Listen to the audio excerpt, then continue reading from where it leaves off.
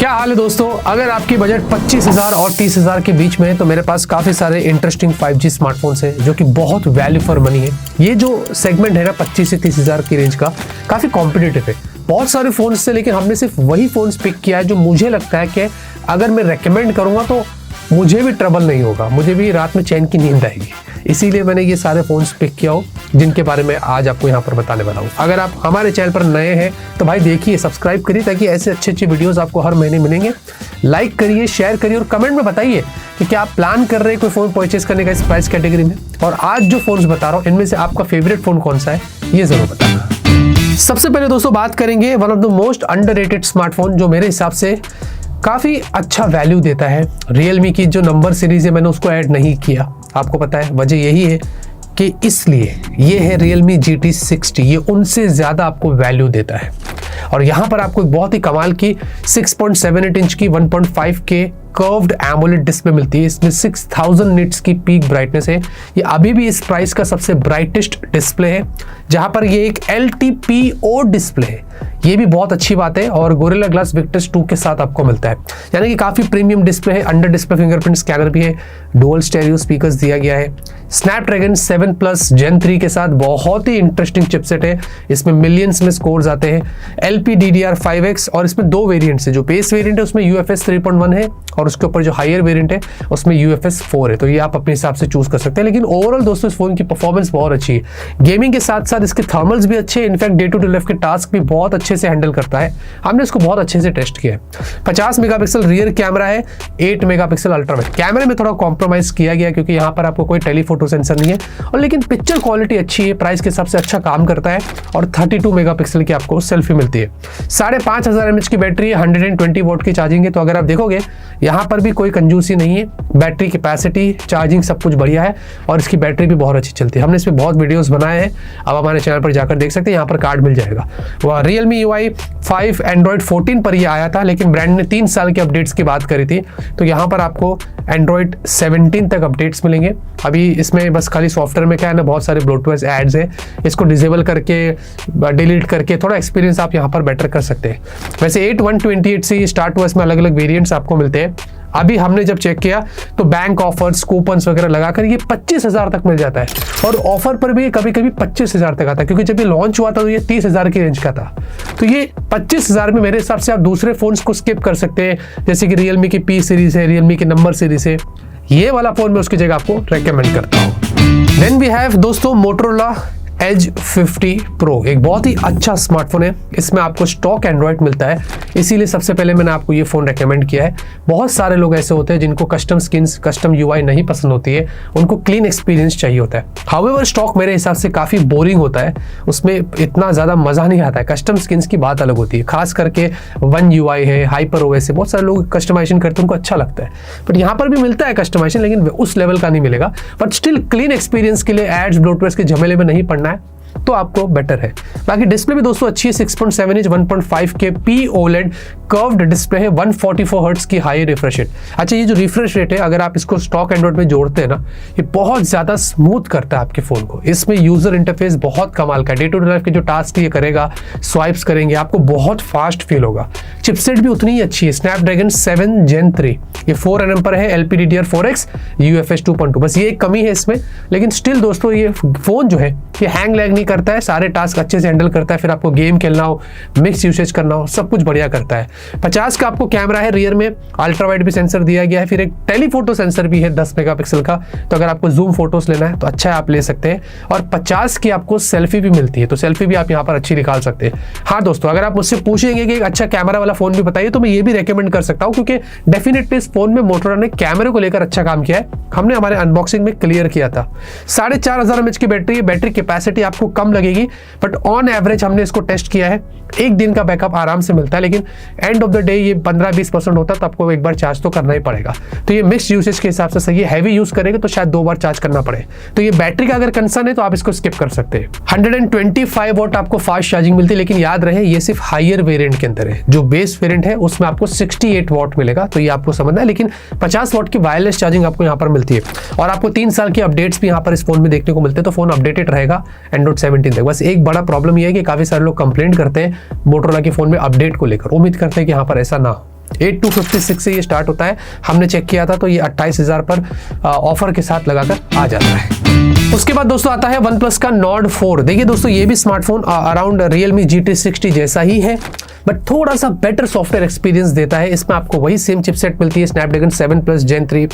आपको 120 हर्ट्ज की 1.5K वाली डिस्प्ले मिलती है, 5500 mAh बैटरी, 100 वॉट की चार्जिंग, Sony LYT600 का 50 कैमरा है रियर में, अल्ट्रावाइड सेंसर है, 16 की सेल्फी है।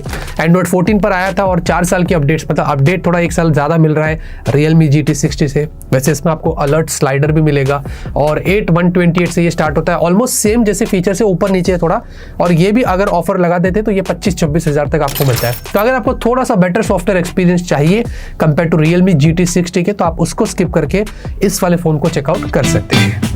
Poco X7 Pro 5G, ये बहुत ही वेल परफॉर्मेंस स्मार्टफोन है। इसमें आपको लेटेस्ट Dimensity 8400 अल्ट्रा वाली चिपसेट मिलती है।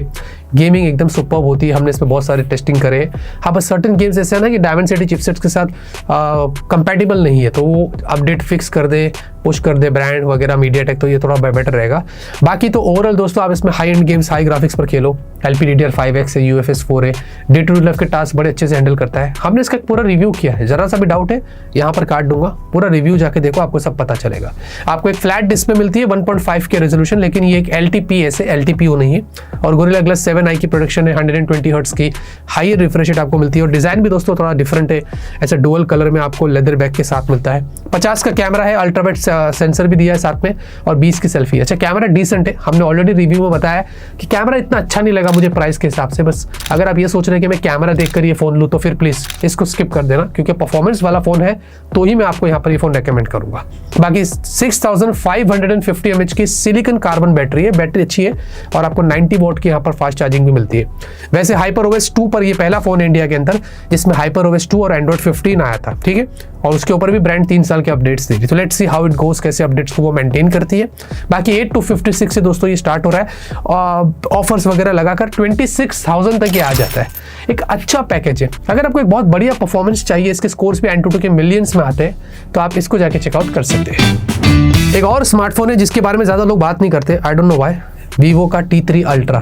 बहुत ही इंटरेस्टिंग फोन है। आजकल Vivo दोस्तों आपको पता है बहुत ज्यादा फोन सेल कर रहा है। इंडिया के अंदर Vivo लीड करता है, 16 से 18% तक उनका मार्केट शेयर है, यानी कि Samsung, Xiaomi, Oppo, Realme इन सबको पीछे छोड़ दिया है। कुछ ना कुछ तो वजह होगी, इसीलिए यहाँ पर Vivo T3 Ultra को ऐड करना बनता ही बनता है।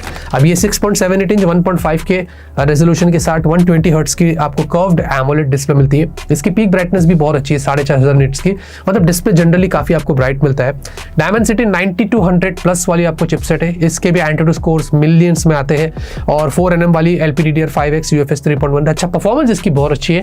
थर्मल्स थोड़े बेटर हो सकते थे, हमने इसका वीडियो बनाया है, आई थिंक रिव्यू किया है। थर्मल्स थोड़ा ज्यादा हीट हो जाता है, लेकिन ओवरऑल बहुत स्ट्रेस डालेंगे तो हीट होता है। जनरली आप गेम खेलो, दूसरे टास्क करो तो ये थोड़ा सा वार्म होगा, गर्म एकदम ओवरहीट नहीं होगा। बाकी 5500 mAh की बैटरी, 80 वॉट की आपको चार्जिंग मिलती है, तो बैटरी चार्जिंग यहाँ पर दोनों अच्छी है। 50 का कैमरा है, IMX921 सेंसर है, OIS है, और फिर आपको एक अल्ट्रावाइड सेंसर दिया गया है। फिर आपको 50 की सेल्फी है। यहाँ पर कोई टेलीफोटो नहीं है, लेकिन इतना मैं जरूर कहूंगा इसके अंदर फोटोज आप बहुत अच्छे से निकाल सकते हैं, क्योंकि Vivo का फोन है, कैमरा इसका एक मेन हाईलाइटिंग होता है, तो यहाँ पर आपको उस मामले में कोई प्रॉब्लम नहीं होने वाली है। बाकी Android 14 पर आया था और इसमें 2 साल के अपडेट्स, यानी कि Android 16 तक ये फोन चलेगा। बट बात ये है कि FunTouchOS का मैं इतना बड़ा फैन नहीं हूँ, थोड़े बहुत इश्यूज रहते हैं FunTouchOS में, तो थोड़ा और मुझे लगता है कि ब्रांड को इंप्रूव करना चाहिए। बट कुछ लोगों को चलता है फोन, अगर इस प्राइस पर अच्छी चीज दे रहा है तो कॉम्प्रोमाइज कहीं ना कहीं कर लेते हैं। 8128 से ये स्टार्ट हुआ है, इसमें काफी सारे वेरिएंट्स हैं। वैसे ये हमने जब चेक किया तो 30,000 रुपये पर मिल रहा है, ऑफर पर थोड़ा शायद नीचे भी आ सकता है। बट ओवरऑल दोस्तों एक बहुत ही अच्छा पैकेज। अगर आप Vivo का फोन ढूंढ रहे, अच्छा कैमरा, अच्छा परफॉर्मेंस चाहिए, तो इसको आप जाके चेकआउट कर सकते हैं। और फाइनल दोस्तों, last but not the least, definitely Poco F6, इसको मैं मेंशन कर रहा हूं, लेकिन यहां पर थोड़ा सा पॉज लूंगा।